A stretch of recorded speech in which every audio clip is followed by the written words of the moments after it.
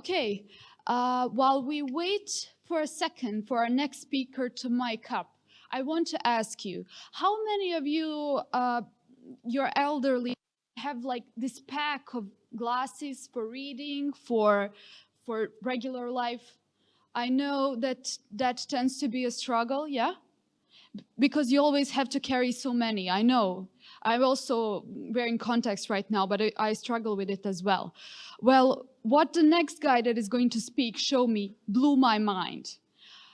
With his glasses, I could read across the room, and he gave me this paper with the smallest letters I've ever seen, and with the same glasses, I could read a room and right in front of me. No more packs of glasses, only one, and it's using AI. It's tracking your pupils. I feel like I'm doing the presentation for him. So with the biggest round of applause, give it up for our next speaker, introducing a new vision to vision, Vladimir. Please join us.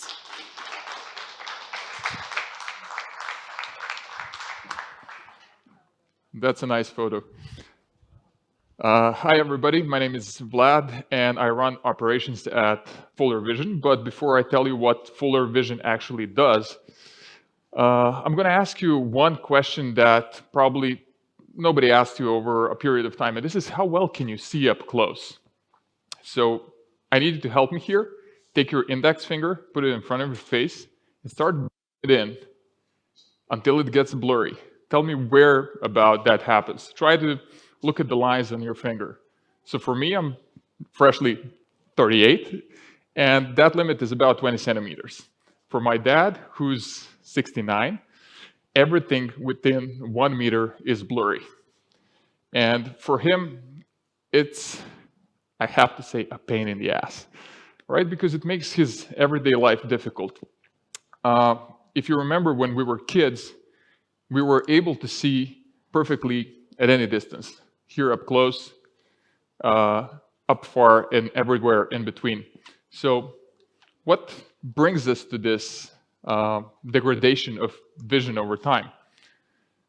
It's a condition called presbyopia, and essentially it happens because our eyes constantly grow their lens. It becomes harder and thicker, and essentially our muscles that envelop the eye can no longer reshape that lens to give you perfect focus across multiple distances. It happens typically when we turn 40, for some people before that, for some people slightly after, but by the time we're 60, our near vision and our intermediate vision are everything but gone, and it's something that happens to all of us. It cannot be delayed, it cannot be ignored, and we can't deny biology. But we can do something with technology to offset this. We can use technology to build solutions that augment biology. Do you know what vision technology we've been using for centuries now? Some of you are wearing it here today. You know what it's all about. It's glasses. It sounds trivial, but glasses have been around for about 800 years in their current form. However, the best kinds of glasses, the currently state-of-the-art glasses, have been around for about 250 years. Ben Franklin made them by fusing glasses for reading and glasses for far distance vision. It's called bifocals, and you've probably heard about that. So these glasses now, currently available, have limitations to them. They drastically lose effectiveness once we turn 60, and they fail to help the people that need them the most. So you're kind of facing a couple of choices. One is to go for surgery, get intraocular lenses, which give you okay-ish vision at every distance, but not great vision at any distance. Or you can switch multiple pairs of glasses. That's great. If you need reading glasses, you're going to get your pair of reading glasses. You're going to see everything. If not, you're probably going to be shuffling multiple pairs of glasses like my mom does. She has 14, 15 pairs across the apartment. She never knows which one she needs, and it gets cumbersome, especially if you want to do something that's visually demanding. So over time, we just kind of give up. We don't give up because we got old. We give up because we're no longer able to interface with the world. And progressives are a form of bifocals. They have not two distances, but three. You have near vision, you have intermediate, and you have far distance. How to tell if somebody's wearing progressives? They're probably going to be doing this when reading, right? Trying to aim with their head and their neck. And it hurts. It hurts. It makes to do a lot of tasks or to just move comfortably through our everyday activities. And like I said, for people 60, 65, 70 and above, your vision prescription grows over time. For instance, at the beginning, you need like 0.5 diopters, then 1, then 1.5, then 2. Progressives have this inherent flaw that prevents them from serving you well, because the higher your prescription, the bigger the distortion of the lens. They can also cause a bunch of other side effects. So living with presbyopia is comparable to having a chronic illness and can bring about a 20% reduction in quality of life. Imagine living with diabetes.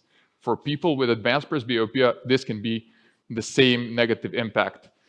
It also leads to social reclusion in terms of us just not being able to interface with other people anymore, not being able to do the things that we loved, the hobbies that we knew.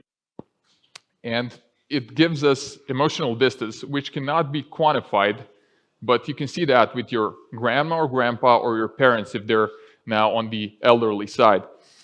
Ultimately, it prevents us from working, from interacting with other people, doing the things we love. So we lose financial, physical, and emotional independence. And who hurts the most? It's the people who do visually demanding work. So think dentists, engineers, jewelers, photographers, videographers, researchers. If we're talking about the professional side of things. If we're talking about the private side of things, it's everybody 65 and above. So is there a better way to handle this problem? Is there a better technology or a better product to help us see perfectly at every distance? So let's imagine a world where our vision did not deteriorate as we aged, where we could see perfectly at 65 or 75 as we did at 15 or 20. Would that make age an ability instead of a disability? Would that allow us to use the knowledge that we have at 65 with the physical capacities that we had at 20? And how would that change the general dynamic of aging? Because as my previous colleague said, we are becoming older. The population is becoming older. So if you live from 55 to 85, do you want to live or do you want to really live through those 30 years? We think there is a better way. And this is something that we envisioned close to 8 years ago. It's autofocals. It's a pair of glasses that allows you to automatically change focus across any distance. Fully autonomous, you put them on, they recognize where your eye is looking using AI and ML technologies and adapt the lens to give you perfect, crisp focus. Up close, far, everywhere in between. You need reading glasses? Great, they're here. You want to see the bus coming down the street? It's there. How do we do that? Through technology, augmented biology. We are addressing a $30 billion market annually. So this is the unmet demand for visual aids for people 60 to 65 plus, based on the assessment made from big players such as EssilorLuxottica, Zeiss, and Hoya. So there's $30 worth of demand that people cannot satisfy because they don't have the product. That technology, that product is now something that's become reality.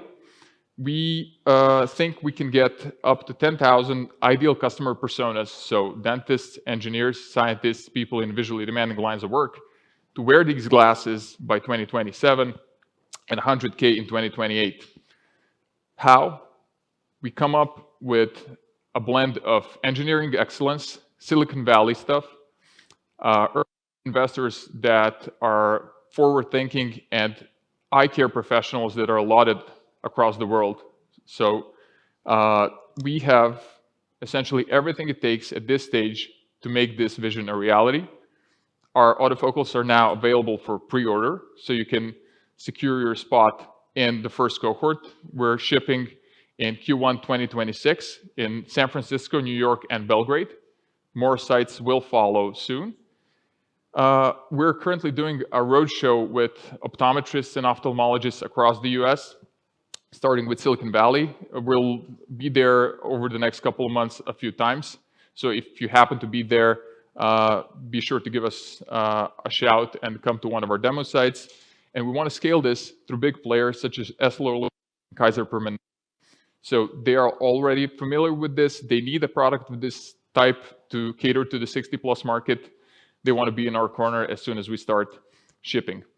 If you want to come and try them, we're there in the corner, so I'd be happy to throw a little demo your way to see what the technology is all about. You can check our website, our LinkedIn page, or you can drop me an email at vlad@focure.com. This is 8.5 minutes, so I shorter than I had to, but I think you don't mind. If you have any questions, I would be happy to take them right now, so fire away. How does it work?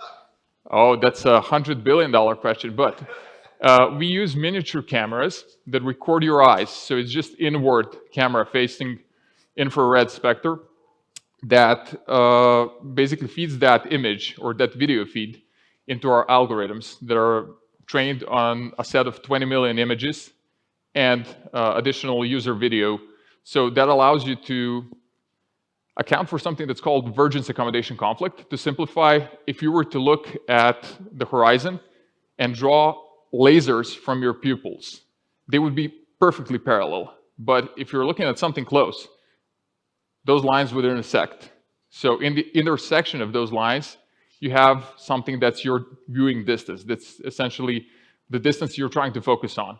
And for me, let's say here, I would need 1 diopter to feel comfortable, to just make sure that I see everything as crisp as possible. But at the distance, perhaps I need minus 1.5, right?